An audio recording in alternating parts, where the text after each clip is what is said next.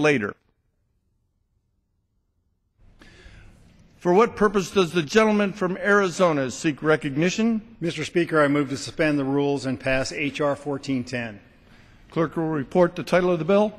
Union Calendar Number 154, H.R. 1410, a bill to prohibit gaming activities on certain Indian lands in Arizona until the expiration of certain gaming compacts.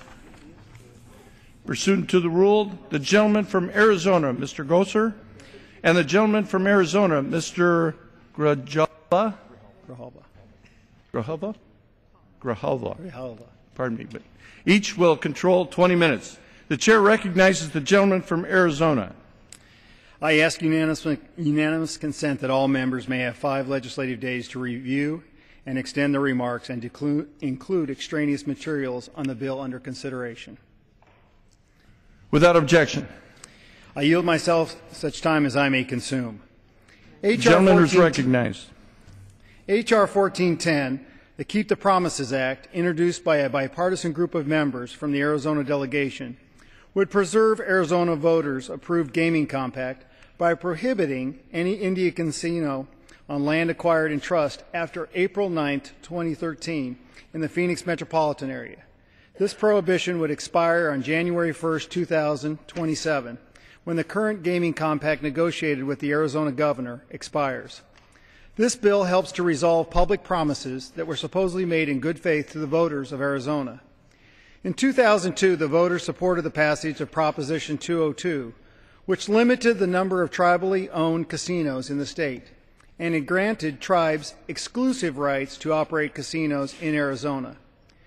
During the Proposition 202 campaign, a public promise was made by a coalition of 17 Arizona tribes, including the Tohono O'odham Nation, to limit casino gaming in the Phoenix metropolitan area. Unfortunately, it appears that a tribe is on the verge of breaking that commitment, and more than a majority of the tribes in the state are upset. The immediate effect of the bill is to block the Tohono O'odham Nation from opening an off-reservation casino in the Phoenix area.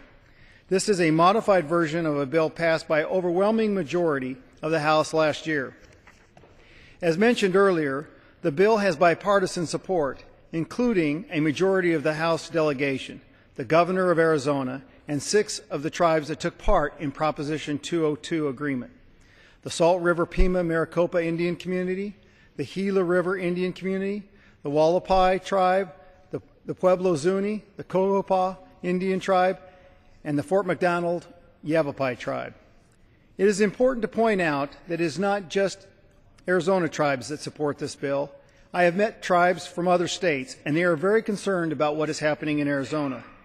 They believe that if our legislation is not signed into law, a dangerous precedent could be set, leading to the expansion of off-reservation casinos in Arizona and other states.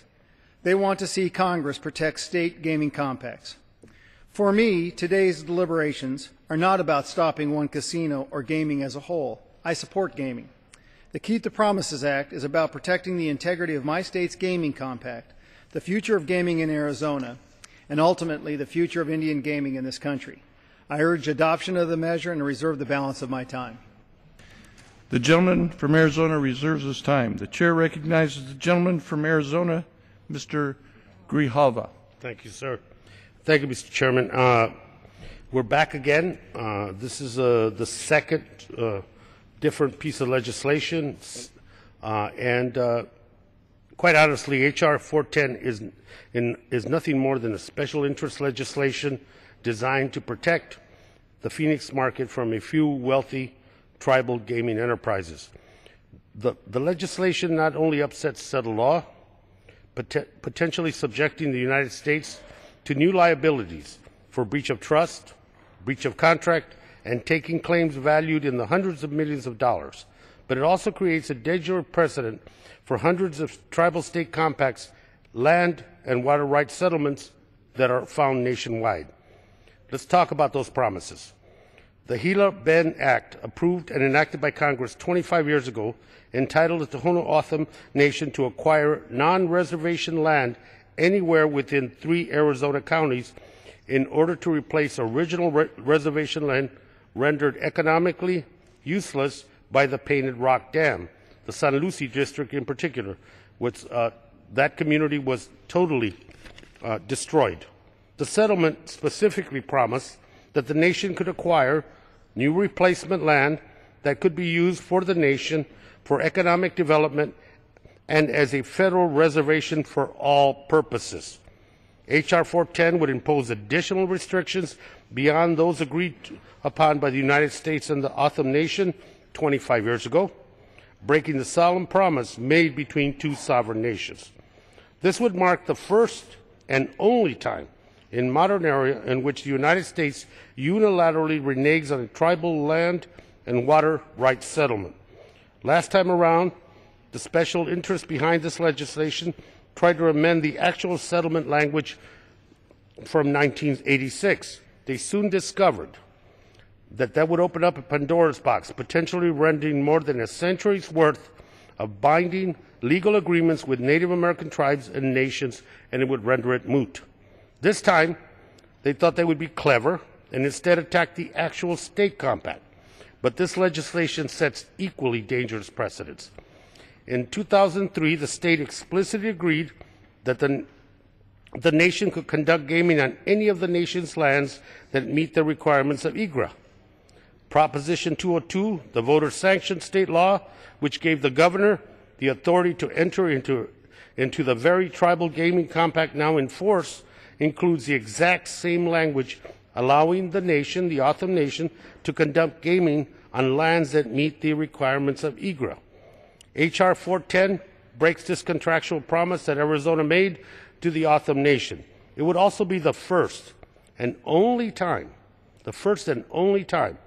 the United States unilaterally inserts new terms into a tribal state gaming compact. Let me restate that. H.R. 410, the federal government will be stepping in and unilaterally altering a voter-approved, legislatively approved, tribal-approved, and governor-approved binding tribal state compact. How's that for a dangerous precedent? This legislation would put all tribal gaming compacts at risk, a collateral attack by members of Congress. Now, the special interests are bringing 410 up, this time because they have lost yet another court case. Since its predecessor, H.R. 2938, was introduced in 2011, almost every argument to justify H.R. 2938 and now H.R. 1410 have been rejected by federal courts in multiple cases. In fact, there have been 11 administrative and judicial decisions rejecting justifications for this legislation. The latest came June 25, 2013, when the Federal District Court ruled that Arizona's tribal gaming compact was fully integrated and contained no prohibition, I repeat, no prohibition of new gaming in Phoenix. This foreclosed any alleged promises not to game. The court dismissed all remaining claims by the plaintiffs. Aside from making good on what the federal government promised the Otham Nation, this is also about jobs. Jobs that project to create 9,000 and $300 million in annual economic impacts. This is critical to the economic well-being of the West Valley of Phoenix and the state of Arizona. This is why many surrounding cities and hundreds of business leaders and trade organizations are supportive of the project. The city of Glendale, where the casino will be located and which was initially party to the lawsuits, is now actively working with the nation to move forward on the project. They see the economic benefits it will bring. In fact, they are asking Congress not to pass this legislation, as it will only undermine their ongoing talks. Congress needs to stop interfering in this issue in the order of picking winners and losers. This bill is just a waste of time and energy, and that this Congress should be spending on many more pressing issues that face this nation. It should be noted that the administration has twice testified against this bill in both versions, which, regardless of what happens today in the House, it will not become law. With that, I reserve the balance of my time and yield back. Gentleman from Arizona reserves. Excuse me, the gentleman from Arizona. Reserve. I reserve my time. Gentleman I reserve the reserves. balance of my time, Mr. Chairman. The chair will receive a message. Mr. Speaker, a message from the President of the United States. Mr. Speaker, Mr. Secretary, I'm directed by the President of the United States to deliver to the House of Representatives a message in writing. the gentleman from Arizona, Mr. GOSAR, is recognized. Mr. Speaker, I yield 5 minutes to the gentleman, the author of this bill, Mr. Trent Franks. The gentleman from Arizona is recognized for 5 minutes. And I thank the gentleman. I thank you, Mr. Speaker. Mr. Speaker, before I begin, might I just, on behalf of a lot of the members here of the House of Representatives, thank Peggy Sampson for her tremendous work to help us all. This is her birthday, Mr. Speaker, and we wish her a happy birthday. Hope she has 100 more, and that at least 90 of them are spent helping us here in this House to do a better job. And we appreciate her very much. With that, Mr. Speaker, let me also thank Chairman Hastings and leadership for bringing this bill to the floor today, as well as the bipartisan group of co-sponsors for their support. I certainly want to thank all of the Arizona delegation that are members they're members of the delegation that are in support of this bill. Mr. Speaker, H.R. 1410, the Keep the Promise Act, seeks to prevent Las Vegas-style gaming in the Phoenix metropolitan area until the gaming compact that both the tribes agreed to and the Arizona voters approved expires in 2027. One Tucson area tribe is trying to build a major casino on lands that were purchased in the Phoenix metropolitan area at the very same time that they were in negotiations with other tribes in the state to craft this gaming compact. These actions are contrary to the public commitments that this particular tribe made between 2000 and 2002 to the 16 other Indian tribes in Arizona, the state itself, and the voters of the state of Arizona. And they publicly supported the passage of Proposition 202, a state referendum to limit casino gambling in the Phoenix metropolitan area. Mr. Speaker, the bipartisan co-sponsors of H.R. 1410 are simply trying to keep all of the parties to their publicly stated commitment to the people of Arizona, not to engage in gaming in the Phoenix metropolitan area. Mr. Speaker, during the subcommittee hearing on this bill, witnesses made clear that there is a problem and that a serious threat to the negotiated gaming structure in Arizona will ensue if this tribe is able to break its promise and develop a Las Vegas-style casino in the Phoenix metropolitan area. H.R. 1410 prevents an onerous precedent that could lead to an out-of-control expansion of off-reservation casinos as well as dangerous changes to the complexion of tribal gaming in other states across America. Mr. Speaker, tribes across this nation, including many of the other Arizona tribes that played an integral role in the 2002 Gaming Compact, strongly support this legislation due to the impact this situation could have on tribal gaming enterprises nationally. The bill is also supported by the state of Arizona, the city of Glendale, the city of Litchfield Park, the city of Scottsdale, the city of Tempe, the town of Gilbert, and the editorial board of the Arizona Republic, which is the largest newspaper in the state.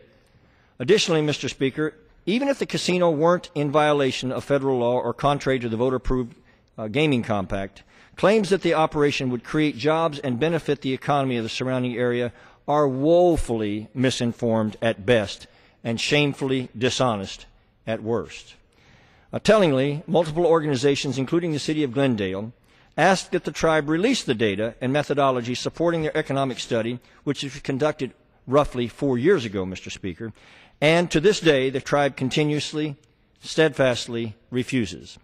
In other words, the tribe released a batch of numbers extolling the supposed amazing economic benefits of this new casino and then refused to tell anyone how they came about finding and coming up with those numbers.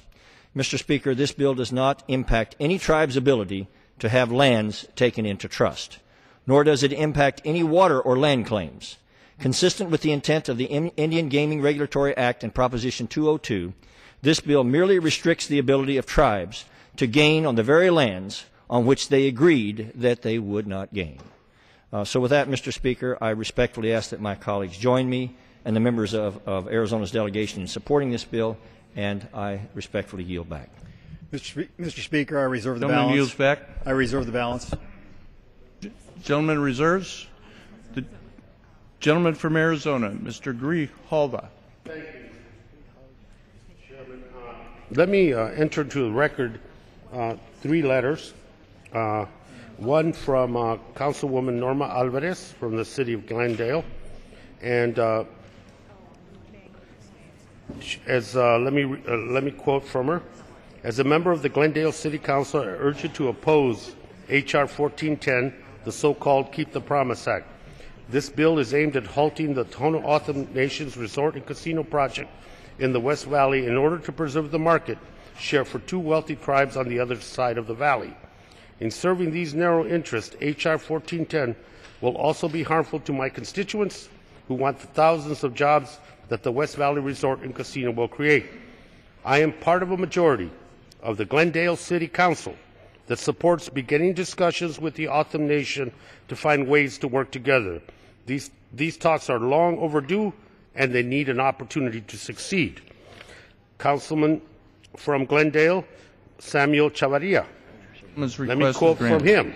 As an elected official, I believe this legislation is not only detrimental to my community, but is an affront to the notion of fairness in attempting to overturn a land settlement resolved by Congress 3 decades ago, brought by parties who have repeatedly failed to sustain their position in court. My constituents want this project to go forward. The sooner the better. Please join me in opposing H.R. 1410. Ian Hugh, Councilman, City of Glendale. There is now a consensus of the Glendale City Council that favors pursuing discussion with the Tohono O'odham Nation about the project, which represents our first opportunity in years to work together constructively. Passing H.R. 1410 at this moment would undercut the very local communities it's supposed to protect. I ask you to please oppose this bill and oppose any effort to move H.R. 1410 until after the decisions between the city and the tribe run its course. I also want to I have one additional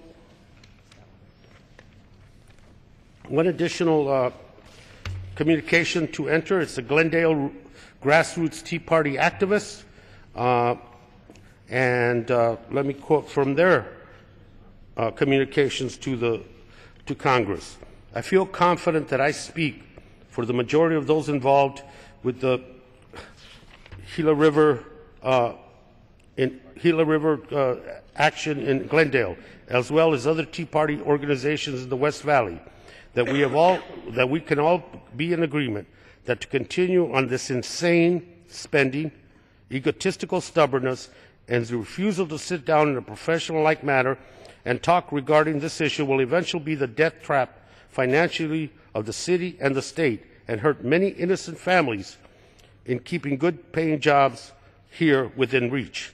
I am sending each of you a copy of this letter, as well as posting it on all our Facebook web pages of many of the legislative districts. Tea Party organizations, Republicans coalitions, and various other organizations to ensure that there is a peaceful resolution and in opposition to H.R. 1410. With that, I yield back and reserve the balance of my time.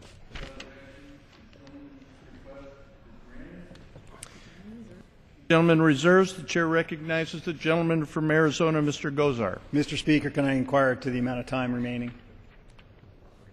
13 minutes remaining. Mr. Speaker, I would like to yield 5 minutes to the gentleman from Arizona, Mr. Schweikert. How much do I have? Mr. Speaker, and Congressman GOSAR, thank you. And from all of us, Peggy slipped off the floor. Happy birthday. Mr. Speaker, I actually come here before the mic, I think actually with somewhat of a unique perspective on what's going on here. And I hate to admit I'm getting this old, but in 1993, I was the majority whip in the Arizona State House. I was the one who was assigned to work as a negotiator on the original IGRA compacts between the state of Arizona, the legislature had to put its package together, and the tribal communities, our 21 land-holding tribes within the state of Arizona. So I spent a year of my life with lawyers and tribal members and their lawyers and members of the legislature and members with the governor's office going over this over and over and over. And the concern that constantly came up was if we make this deal, as IGRA that had passed a few years earlier and was sponsored by one of our U.S. senators, are we confident that this very situation that's happening right now would not happen? And look, I know many of the players have changed in those 20 years, but this is what we talked about. And now I need to take you to the next reason. Why is this so dangerous to our state? Arizona does something, and I don't know if it's unique to our state, but there's the ability for my poor rural tribal communities to transfer their machines to urban communities. I believe if this casino goes into my metropolitan area, my state within a couple years becomes a full-scale gaming state, because the horse track and the others are already lining up, gearing up, I believe, to do the initiative saying, hey, what we all thought we had this deal, look what's happening. They're coming into your neighborhoods. Let's just put it on the ballot and let everyone participate in full-scale gaming. And the moment that happens, the value of the machine transfer for these poor rural tribes that are just now starting to build that consistent cash flow will go away. This is much more than just dealing with the Tahalda Odom and where their Aboriginal lands are and this acquisition of lands that are 100 miles beyond. This is an issue of, are you about to allow something to happen that will change the very nature of my state? With that, Mr. Speaker, I yield back. The gentleman yields back. Mr. Speaker, I continue to reserve. The gentleman reserves. Thank you, Mr. Chair recognizes Mr. Gentleman from Arizona, Mr. Grijalva. Thank you very much, Speaker. It's hard to, it's impossible. It's been impossible to correct the misrepresentations, and to put that mildly. The constant and sophisticated disinformation lobbying campaign has persisted without regard to facts or reality. And there's been some constant points that were made that 1410 is about stopping reservation shopping and off-reservation gaming, akin to the situation that's going on in Michigan. It's totally different. It's unrelated. And the decree by Congress in law, upheld by state and federal law, points to the fact that that is not real and it is totally different. That the 202 initiative that the public voted on and passed, that somehow is in jeopardy. The last court hearing reaffirmed that that was not the case, and that it is a precedent for all state compacts to be opened up. Each state compact is unique, different, with its own checks and balances, and Arizona is no different. And this is a violation of the state gaming compact, that there was a gentleman's agreement. Again, the courts pointed that that was not, in fact, part of the record or part of the decision. And that court decisions, 410, very interesting, court decisions, Interior Department findings are of no matter. That 2009, April 30th, Department of Interior ruled in favor of the Autumn Nation. 2009, June, ruled in favor of the Autumn Nation. 2010, July, EcoHawks Trust decision letter in favor of the Autumn Nation. The Gila River versus the U.S., 2011, March, court summary judgment in favor of the Autumn Nation. 2013, May, Ninth Circuit Court decision in favor of the Autumn Nation. The Autumn Nation versus Glendale on an annexation issue, 2011, May, Court of Appeals decision, Autumn Nation. 2011, October, Supreme Court denial of petition for review, Autumn Nation prevails. 2011, December, Supreme Court fee award, Autumn Nation prevails. 2012, January, Superior Court judgment, Autumn Nation prevails. Autumn Nation versus Arizona, 2011, June, District Court's summary judgment, Autumn Nation prevails. 2011, June, again, District Court judgment, Autumn Nation. Arizona versus Autumn Nation. District Court order on a motion to dismiss, again, claims 1, 2, and 3, and 7 in part, Autumn Nation wins. 2013, May, District Court summary judgment order, all remaining claims except breach of contract under restatement, Autumn Nation wins. 2013, June, court summary judgment, all remaining claims including breach of contract, Autumn Nation prevails. Again, June 2013, District Court judgment, Autumn Nation prevails. 11 in total, administrative and judicial decisions. But let's not let facts and judicial precedent and the fact that the Autumn Nation has prevailed consistently against the state, against the city of Glendale, against the competing tribes, over and over again, and has had the Interior Department, which I, as stated earlier, has testified twice against the previous legislation and this legislation, that against it. I want to quote from the Glendale Star, from their editorial of August 1st. Is it any wonder so many people distrust government at any level when there are so many questions about the motive of the plaintiffs that are suing the Autumn Nation? One begins to ask about the greed factor. Does anyone believe the future of Indian gaming in Arizona is at risk if the Autumn Nation eventually wins a long, drawn-out battle in the court? Who is willing to bet on the future of Indian gaming in this state? If the congressman who is sponsoring this legislation is so set against gaming, he should be trying to get rid of all casinos in the state. He should be out stumping for the end of gaming altogether instead of working on the side of two major gaming operations in the valley, both in the East Valley, by the way, and not the West Valley. This Congress needs to start looking in his own backyard and trying to come up with solutions to unemployment, help for small business owners, transportation gridlock, and more than blocking what could be a big step toward economic stability, i.e. jobs.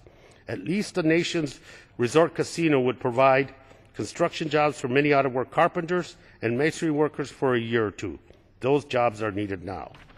I mention all this because, as I said earlier, it's been difficult to try to counter the allegations and the misrepresentations and the disinformation that have been leveled against the Autumn Nation's efforts to establish a casino under a congressional decision and law that afforded them to make them whole because of the land they lost because of the dam.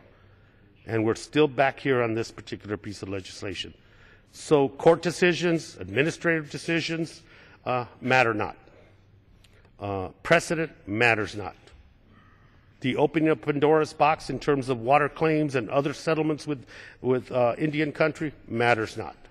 What matters is to protect some very important gaming interests and special interests for two gaming entities that have had the luxury for the last 5, 6, 7, 8, 10 years. Autumn Nation has prevailed in court. The issue of a backroom deal that wasn't kept has been ruled moot by the court. The issue that this is somehow reservation shopping and off-site gaming has been ruled moot by the court. And then you have the Glendale City Council, a principal plaintiff in this, now retreating and rather working with the Autumn Nation to work out some agreements as opposed to continuing the litigation. The courts have ruled $4.5 million is owed to the tribe in legal costs by both the state and the affected gaming entity, also from Glendale. And I think it's time that as this legislation goes forward, that people ask a very fundamental question about this legislation. Is it intended to preserve a gaming compact, which I believe and the court has ruled no, or is it intending to preserve a market share for two gaming entities that have enjoyed that market share by themselves? The free market requires competition. The free market requires opportunity, and all that is happening in this legislation is to try to constrict the ability of people in this free market of ours to compete, to create jobs, and to create opportunities. With that, I yield back and reserve the balance of my time. The gentleman yields back and reserves. The gentleman, or the chair, recognizes the gentleman from Arizona, Mr. GOSAR. Mr. Speaker, I'd like to acknowledge that out of our committee, this bill was reported 35-1 in favor of this bill, so a heavily bipartisan bill reported to the House, and I reserve the balance of my time. The gentleman reserves. Oh, there's no question that the prevailing point of view, and I talked about the disinformation, will prevail here today. I have no question about that. Does the fact that we are going against judicial decisions, undoing a law that was passed by this Congress to make whole a tribe who lost their land 25 years ago, and interjecting ourselves for the first time in the history of this nation into a state and Native American gaming compact, that doesn't negate that. So, you know, my opposition, whether it's in the distinct minority or not, is based on what I believe is reality and fact. And if this debate was about reality and fact and not about supposition, disinformation, or misinformation, the debate would be in a whole different tone. This is about economic development for the state.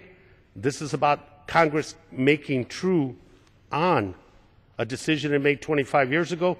And this is about Congress not shortcutting judicial decisions that have been made over the course of the last 5 years, in which the Autumn Nation has prevailed in every one of them.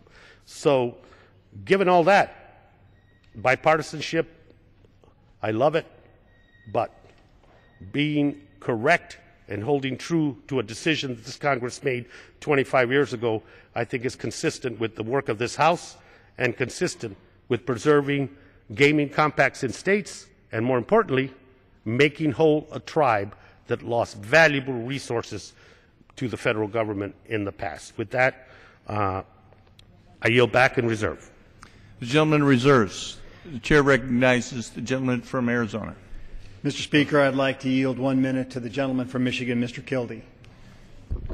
Chair recognizes the gentleman for 1 minute. Thank you, Mr. Chairman, and thank you for yielding some time to me. I rise in support today of H.R. 1410.